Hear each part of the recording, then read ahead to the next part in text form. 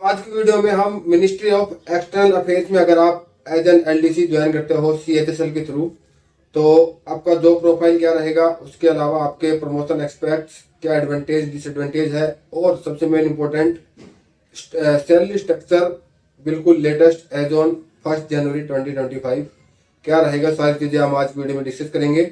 और अब हम एक ऐसी सीरीज लेके आएंगे जिसमें हम हर एक मिनिस्ट्री के बारे में आपको बताएंगे, जॉब प्रोफाइल के बारे में, सैलरी प्रमोशंस के बारे में। और उसके अलावा आपको नेक्स्ट कौन सा मिनिस्ट्री का जानना है आप हमें कमेंट कर सकते हैं। एक इम्पोर्टेंट इन्फॉर्मेशन, एक स्पेशल रिक्वेस्ट आप सभी लोगों से। देखिए, मैं अभी यहाँ फिलहाल रूरल एरिया में रह रहा हूँ, यहाँ पे इंटरनेट का बड़ा इश्यू है, इसलिए आपको वीडियो बहुत ज़्यादा फ्रिक्वेंटली नहीं मिलेगी। बट अप्रैल तक यानी कि 1 से 1.5 महीना मैक्सिमम यहाँ मैं वाईफाई जो है मैं दोबारा सेटअप करवा लूँगा, तो फिर हम पहले की जैसे लाइव सेशन करेंगे, वीडियोज आपकी रेगुलर बेसिस पे आएंगी। तो ये थोड़ा सा स्ट्रगलिंग टाइम है मेरे लिए भी, आप लोग भी सपोर्ट करना, कैसे आप वीडियो को ज़्यादा से ज़्यादा लाइक करना, सो दैट हमारा इस पीरियड में जो 2-3 महीने का जो हमारा टाइम है, इसमें कहीं ऐसा ना हो कि चैनल डेड हो जाए। ठीक है, तो आप लोग ज़्यादा से ज़्यादा चैनल को वीडियोज़ को शेयर करेंगे, वीडियोज़ को लाइक करेंगे, कमेंट करेंगे, वीडियोज़ को देखेंगे, तो फिर हमारा चैनल डेड नहीं होगा और हम आगे कंटिन्यू करेंगे अप्रैल के बाद में। और यहाँ पे मैंने आपको पहले बताया है, हम इस चैनल के ऊपर पॉडकास्ट भी स्टार्ट करेंगे जिसमें हम एक्स सर्विसमैन की जर्नी दिखाएंगे आफ्टर रिटायरमेंट, क्या क्या रहते हैं, क्या क्या इश्यूज आते हैं, कैसे आपको सक्सेसफुल होना है, वो सारी चीज़ें हम एक्स सर्विसमैन के साथ में इंटरव्यू किया करेंगे। तो चैनल को थोड़ा सा सपोर्ट कीजिए। हमारी प्रीवियस वीडियोज मैंने डाली है, 1000-1500 व्यूज आते हैं और लाइक होते हैं सिर्फ 50-60 सिर्फ। ठीक है, तो लाइक करने में आपको सिर्फ एक क्लिक करना है, बहुत ज़्यादा टाइम नहीं लगेगा, तो आप लोग लाइक कर लीजिए। बाकी टेलीग्राम ज्वाइन कर लेना, टेलीग्राम का लिंक डिस्क्रिप्शन में है। पहले आज हम बात करेंगे सबसे पहले मिनिस्ट्री ऑफ एक्सटर्नल अफेयर्स। ठीक है, बहुत हाई डिमांडिंग जॉब है। तो अगर यहाँ पे देखिए इस जॉब के बारे में बात करें तो सबसे पहले आपको पता है ये दिल्ली बेस्ड जॉब है। तो आपसे जब आपको सिलेक्शन होता है तो कोई स्टेट प्रेफरेंस आपसे नहीं पूछा जाता है, बिकॉज यहाँ पे सिर्फ और सिर्फ ट्रांसफर आपका दिल्ली रहेगा, तो स्टेट का कोई मतलब ही नहीं है। उसके अलावा अगर यहाँ पे हम टाइमिंग की बात करें तो 9 to 5:30 का टाइमिंग रहता है, 8.5 घंटे आपका वर्किंग करना है। उसके अलावा यहाँ पे बायोमेट्रिक्स रहता है। उसके अलावा आपको जो है साथ में सैटरडे संडे ऑफ रहता है, यानी कि 5 days वीक आपको यहाँ पे रहेगा।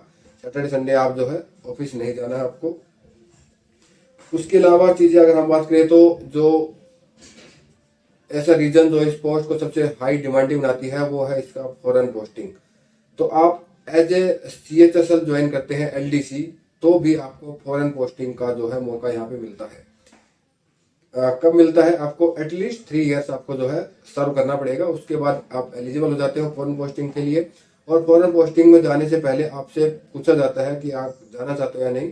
अगर आप मना करते हो तो फिर आपको उस लूप में नहीं डाला जाएगा, आपको शायद नहीं आएगा।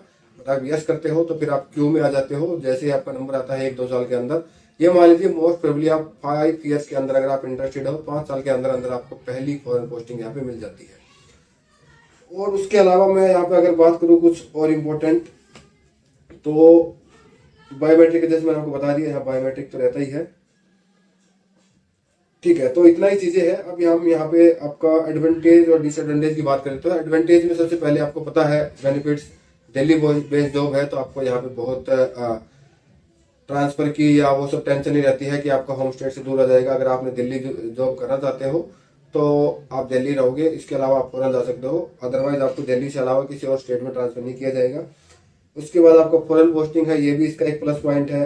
5 days वीक है, यानी कि 2 दिन आप बिल्कुल फ्री रहते हो, आप अपने फैमिली के साथ टाइम स्पेंड कर सकते हो, वो भी अच्छी चीज़ है। और इसके अलावा जॉब प्रोफाइल की बात करें, ड्रॉबैक की बात करते हैं तो ड्रॉबैक जैसे मैंने आपको बताया, हाई कट ऑफ जाता है, आपको बहुत ज़्यादा मेहनत करने की जरूरत होती है। One of the most high cut off जो रहती है वो उनमें से एक एमईए है।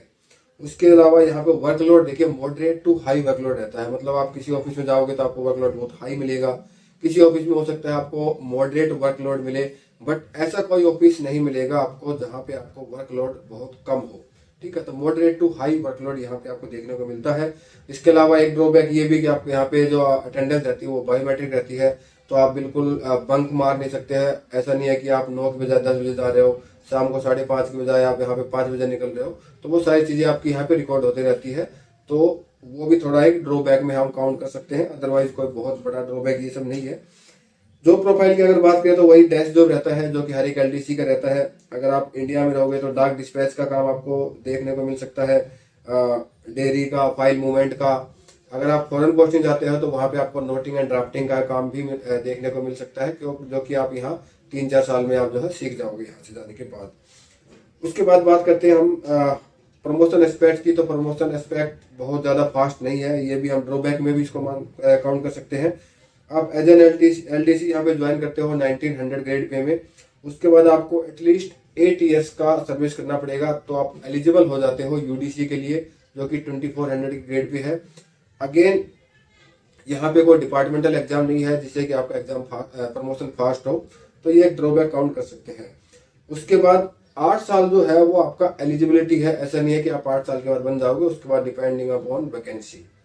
एक बार जब आप यूडीसी बन जाते हो तो आपको एटलीस्ट 6 ईयर 2400 ग्रेड पे में करना पड़ता है, और उसके बाद आप एलिजिबल हो जाते हो एएसओ यानी कि 4600 ग्रेड पे के लिए, जो कि आप एसएससी सीजीएल से डायरेक्ट आते हैं एएसओ में। तो आपको 4600 ग्रेड पे तक जाने के लिए आपको मिनिमम 14 ईयर्स मिनिमम, बट आपका ये मिनिमम क्राइटेरिया है। आप ये मान लीजिए 18 से 20 साल आपको यहाँ पे लगते हैं एएसओ तक जाने के लिए, ठीक है। उसके अलावा सैलरी स्ट्रक्चर की बात कर लेते हैं। तो देखिए X city, Y city, Z city, आपको पता है सैलरी स्ट्रक्चर डिफरेंट रहता है। तो बेसिक पे 19,900 है, उसका डीए मैंने कैलकुलेट किया है 56% के हिसाब से, जो कि हमारा 1 जनवरी से है और 30 जनवरी तक रहेगा। तो सॉरी 30 जून तक रहेगा। 11,144 रुपये जो जून तक ज्वाइन करेंगे, जुलाई के बाद से फिर डीए रिवाइज हो जाएगा, तो हमारी पेमेंट जो है थोड़ा सा इंक्रीज हो जाएगा। अगर एससीटी की बात करें तो ट्रांसपोर्ट अलाउंस यहाँ पे आपको 1800 प्लस में ट्रांसपोर्ट पे जो है डीए मिलता है वो 1008। तो ये सारी चीजें कैलकुलेट करेंगे तो 39,822 ग्रॉस बनती है, अप्रोक्स 40,000। और उसके बाद डिडक्शन की बात करते हैं तो आपका basic plus TPT, sorry HRA मैंने आपको बताया नहीं, एचआरए भी 5,970 एक्ससिटी में रहता है। तो डिडक्शन में एनपीएस आपका 10% कटता है, बेसिक प्लस डीए का 3,104। उसके अलावा सीजीएचएस फैसिलिटी अगर आप लेते हैं आपका 250 फिक्स वो डिडक्ट होता है, बट एक्सरिसमैन जो है वो ये फैसिलिटी अवेल नहीं करते हैं बिकॉज वो ऑलरेडी ईसीएचएस के अंडर में आते हैं। बाकी ईजीआईएस है आपका ग्रुप इंश्योरेंस स्कीम है, उसका 30 रुपीज आपका पर मंथ कटता है। तो जो इन हैंड सैलरी आपका एक्स सिटी में रहेगा दैट इज 36,438 अगर आप जून तक ज्वाइन करते हैं। तो सेम वाई सिटी में आपका एचआरए चेंज हो जाएगा और आपका जो इन हैंड सैलरी होगा 33,044 रुपीज। और उसके अलावा जेड सिटी में आपका जो इन हैंड सैलरी होगा 31,054, मतलब 31,000 रुपये अगर रफली ले तो राउंड फिगर में 31,000 जेड सिटी में, 33,000 वाई सिटी में और 36,500 यानी 37,000 के आसपास आपको मिलेगा एक्स सिटी में। तो ये आपका सैलरी स्ट्रक्चर रहने वाला है। नेक्स्ट किस मिनिस्ट्री के ऊपर आप चाहते हो कि जो प्रोफाइल के बारे में बताया जाए, आप हमें कमेंट कर सकते हो, और ज़्यादा से ज़्यादा लाइक करके चैनल सब्सक्राइब कर देना। धन्यवाद।